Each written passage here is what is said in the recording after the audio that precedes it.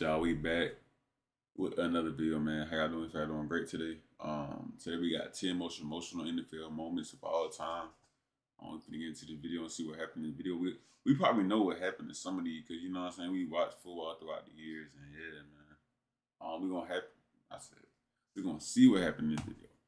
And let's start with Pat McAfee, because back in 2013, during a Colts home game, McAfee went all out by surprising a military family with their brand new Toyota SUV. But as things seemed like they couldn't get any better, out walks their dad who came back from Afghanistan.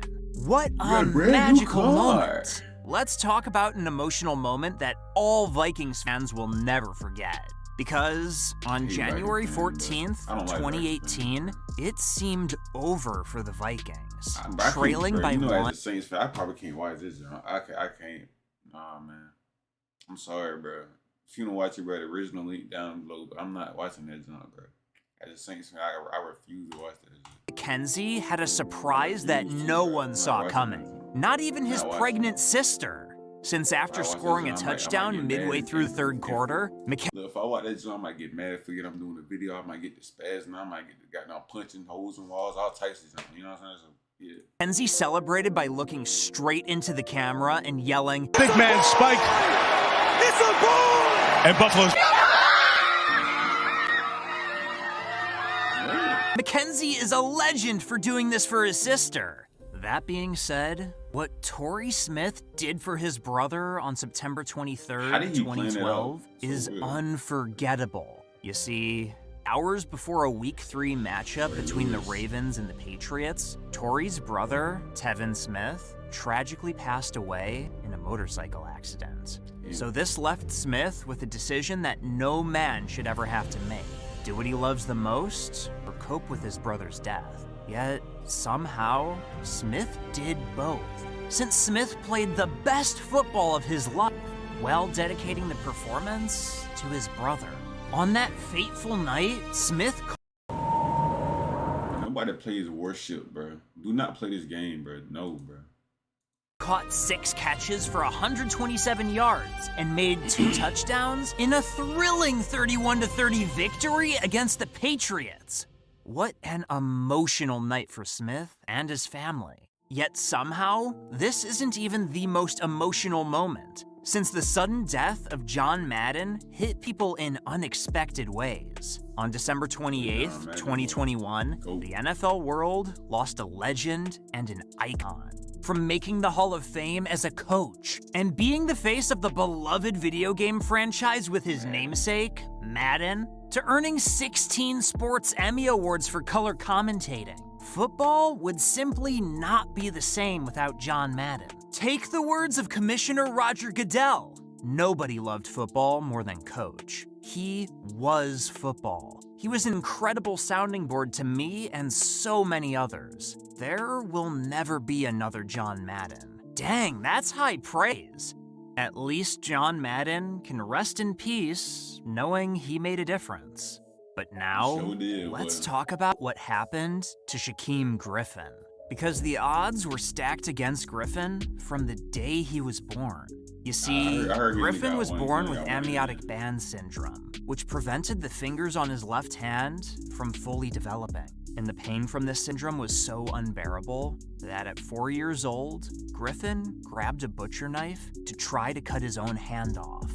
So the next day, his mother took him to get his left arm amputated. From there, the rest was history, since Griffin proved to be just as good with one arm as most people are with 2 arms. Because this dude was so good at football that he got drafted into the NFL. And to make matters better, he got drafted to the same team as his twin brother Shaquille, the Seattle Seahawks. However, not all stories have fairy tale endings. For instance, let's look at Sean Taylor's story. It's truly heartbreaking. This is the most Although at first, it seemed like Taylor was destined for the storybook ending we all dream of. Because by 2006, Taylor's life was great on and off the field. From making his first Pro Bowl with the Redskins to living happily with his fiancée and newly born daughter, Taylor appeared to have life figured out. However, this proved to not be the case, because apparently there's such a thing as being too generous. Since Sean Taylor gave all of his close relatives keys to the house, living a carefree life and giving money to whoever needed it.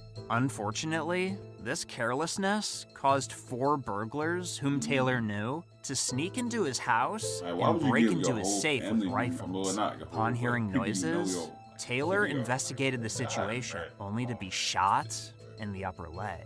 Rapidly losing blood, Taylor survived less than 24 hours after the fact, dying on November 18th, 2007. While the league grieved the loss, they honored him by placing a number 21 decal on the back of all helmets during Week 13.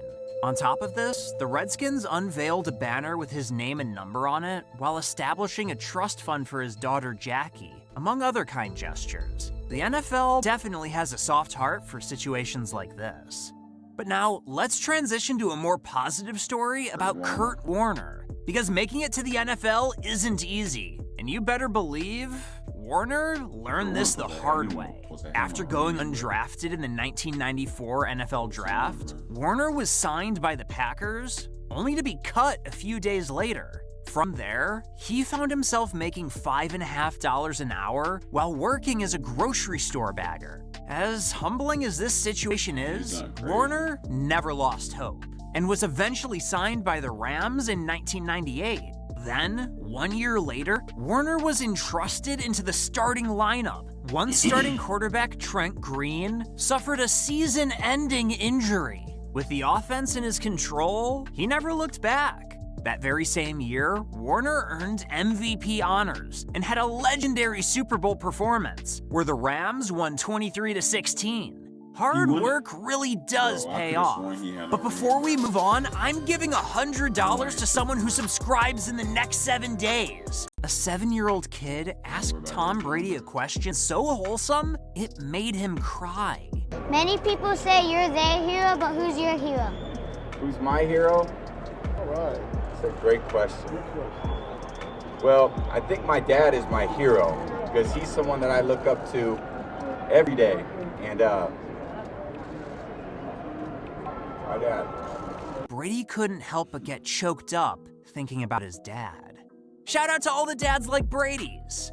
Meanwhile, I'd also like to give a shout out to the players at the 2020 NFL Pro Bowl. Since it's pretty easy to get caught up in the game, players sometimes lose sight of what's going on in the world. Although, this wasn't the case on January 26th, 2020. The world got news that Kobe Bryant and his daughter Gianna had died in a helicopter crash. And after losing such a basketball and global icon, the NFL players felt urged to honor him in whatever ways they could. So during the game, players did various basketball celebrations to give Kobe some love.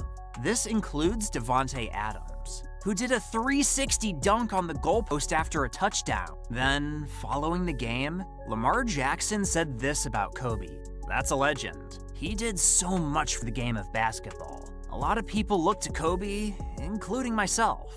Meanwhile, most Raiders fans will never forget the passing of Al Davis on October 8th, 2011. Because up until Davis died, he was the heart and soul of the Raiders. Whether serving as the team's head coach, general manager, or part owner, Davis bled black and white. So, fittingly, when Davis died, the Raiders were determined to get a win in his honor. Only this win didn't come easy. Leading by 5 with seconds in the game, the Texans were only 5 yards away from sending the Raiders home with a loss. However, the Raiders still came through after a Michael Huff game-sealing interception at the goal line. But what's even more emotional is the time Brian Robinson was carjacked and almost lost his life. And to hear more about that, click this video to see NFL players who were almost killed. Oh my God. But they jumped crazy because some of it was emotional, but some of it were like, they ain't jumped crazy, like, you know what I'm saying? That was 10 most emotional NFL moments. Originally be down to vote from Christian. And yeah, bro. See y'all tomorrow, man.